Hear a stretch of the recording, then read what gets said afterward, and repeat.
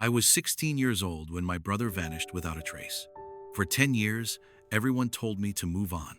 Then one photograph changed everything. People always ask me what Noah was like. I tell them he was the kind of person who remembered everyone's birthday, who could make a stranger laugh within 30 seconds, who once stayed up until 3 in the morning helping me study for a history exam he had absolutely no reason to care about.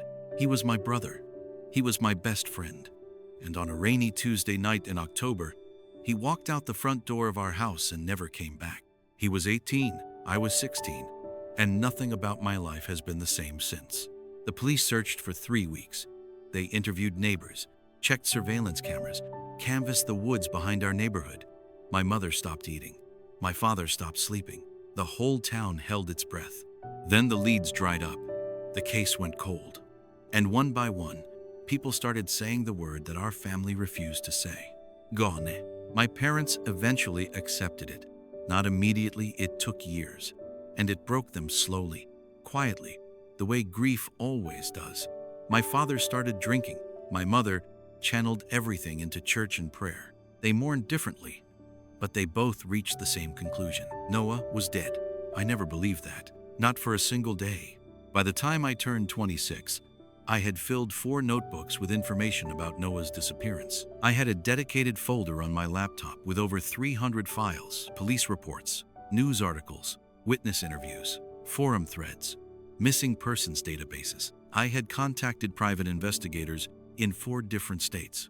My closest friend Emily Ross called it my obsession. She wasn't wrong, but she also never told me to stop. "You're the most stubborn person I've ever met," she told me once, sitting across from me at my kitchen table while I cross-referenced old witness statements. "I know," I said. "That's not necessarily a compliment. I know that too." She handed me a coffee and pulled up a chair. That was Emily. She disagreed with my methods but showed up anyway. Every time. My parents thought I needed therapy. Detective James Walker, the man who originally worked Noah's case, thought I needed to accept reality. He told me as much when I called him on the 8th anniversary of Noah's disappearance. "Son," he said, his voice tired, "I've been doing this job for 25 years. I know how hard it is to let go, but some cases don't have answers. And sometimes the kindest thing you can do for yourself is accept that." I thanked him and hung up. Then I opened my laptop and kept searching. It started with a Saturday afternoon and nothing to do. I was scrolling through social media, not looking for anything specific, just drifting when a tagged photo from a fundraising event in Portland, Oregon, stopped me cold. It was a crowd shot. Dozens of people milling around tables and banners. Nothing unusual, except for the man standing at the far left edge of the frame, partially turned away, wearing a dark jacket, talking to someone off camera. My heart stopped. I zoomed in until the image pixelated. I sat back. I zoomed in again. The jaw, the way he held his shoulders, the slight tilt of his head when he listened. It was Noah, or someone who looked exactly like Noah. The photo had been posted 3 weeks ago. I called Emily at 11 o'clock at night. "I found something," I said. She was at my apartment in 20 minutes. We spent the next 72 hours pulling apart everything connected to that photograph. The event was a charity gala for a nonprofit called the Meridian Foundation. The photo had been posted by a local journalist covering the event. The man in the background wasn't tagged, wasn't mentioned, just a face in a crowd. But I knew that face. Emily reverse searched the image across every platform we could access. We found 2 more photos from the same event, different angles, different photographers. And in one of them, the man was facing forward. I printed it out. I held it next to the last school photo I had of Noah, taken just 3 months before he disappeared. 10 years had passed. The face was older. The hair was shorter. There was a beard now. But it was him. "Ethan," Emily said quietly, "that's your brother." The next morning, I drove to the precinct and asked for Detective Walker. He looked older than I remembered, heavier. There were circles under his eyes that hadn't been there 10 years ago. He studied the photograph for a long time without speaking. Then he set it down and said something I never expected. "I owe you an apology." I stared at him. "There were leads in the original investigation that weren't followed properly," he said. "I was managing 3 other cases. I made judgment calls I shouldn't have made." He rubbed his face. I'm not making excuses. I'm just telling you the truth. What leads? I asked. He slid a folder across the desk. Inside was a name I didn't recognize. Marcus Vale. A local businessman with connections to organized money, the kind of money that doesn't show up on tax returns. Noah had apparently been seen talking to one of Vale's associates in the weeks before he disappeared. Walker had flagged it, and then, under pressure from above, let it go. Above? I said. Walker looked at the window. Vale had friends in this building. That's all I'm going to say. I took the folder and walked out into the cold morning air. My hands were shaking. Emily and I booked flights to Portland that weekend. The Meridian Foundation turned out to be a small but well-funded nonprofit focused on witness protection advocacy. That detail landed in my chest like a stone. Witness protection advocacy. We spoke to the event coordinator, a woman named Dana who was polite but guarded. I showed her the photograph. I told her I was looking for a missing family member. She looked at the photo for a long moment. "I'm sorry," she said. "I can't help you." But her eyes said something different. That night, someone slid a folded note under the door of our hotel room.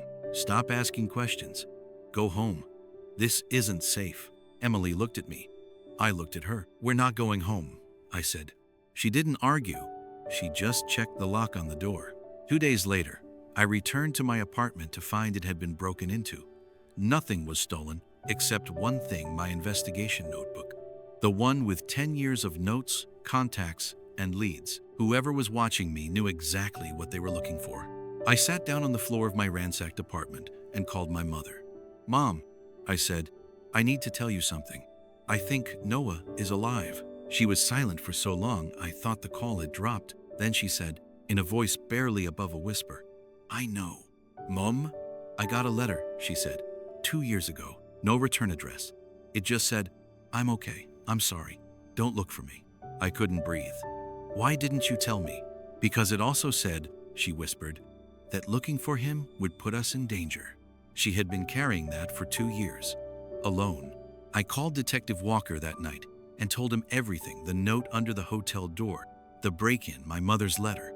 He went quiet for a moment. Then he said, "Ethan, Marcus Vale died in federal custody 14 months ago.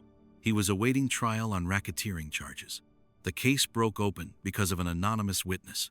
I felt the room tilt. "An anonymous witness," I repeated. "Someone who had seen something they shouldn't have," Walker said. "Someone who had been hiding for nearly a decade." I hung up. I opened my laptop. I pulled up everything I could find about the Vale trial. And buried in a legal filing from 18 months ago, a motion about witness credibility, was a single line that referenced a protected source using a legal pseudonym. A pseudonym with initials I recognized immediately. NOC. It took me 4 more days to find him. I won't say exactly how. Some of it was Emily.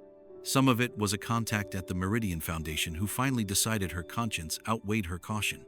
Some of it was 10 years of refusing to give up. He was living in a small house on the outskirts of a town I'd never heard of. A quiet street, a garden out front, a life built carefully from nothing. I knocked on the door on a Thursday morning. The door opened, and there he was, 10 years older, a little thinner, a scar above his left eyebrow that hadn't been there before, but the same eyes, the same jaw, the same person who had helped me study for a history exam when we were teenagers. For a moment, neither of us moved. Then Noah said, in a voice that cracked down the middle, "Ethan." I had spent 10 years imagining what I would say when I found him. I had rehearsed speeches. I had planned questions. I had prepared for anger, for grief, for relief. Instead, I said nothing.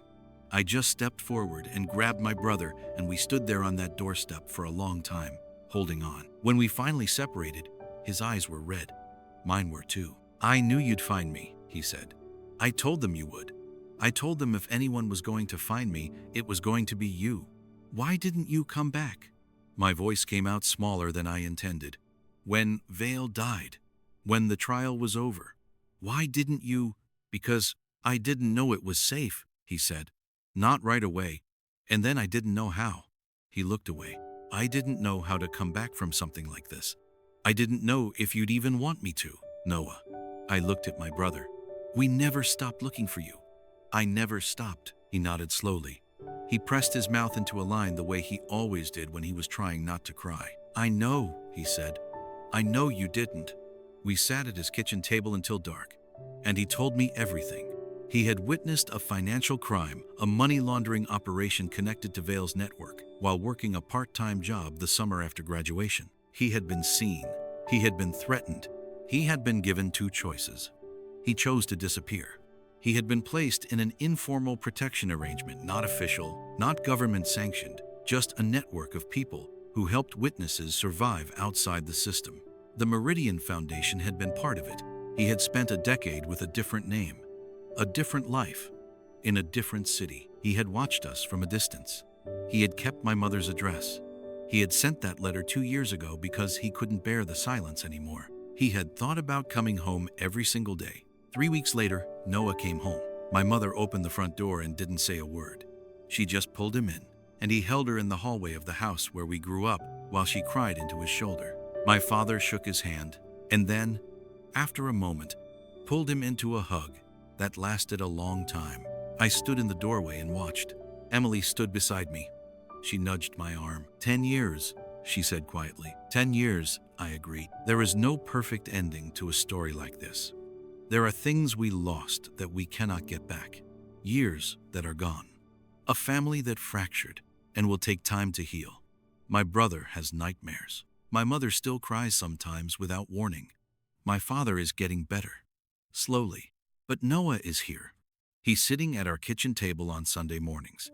He's learning, slowly, how to come back to a life that moved on without him. And I am learning, slowly, that finding someone is only the beginning, that bringing them home is the harder, longer, more important work. People still ask me what kept me going for 10 years.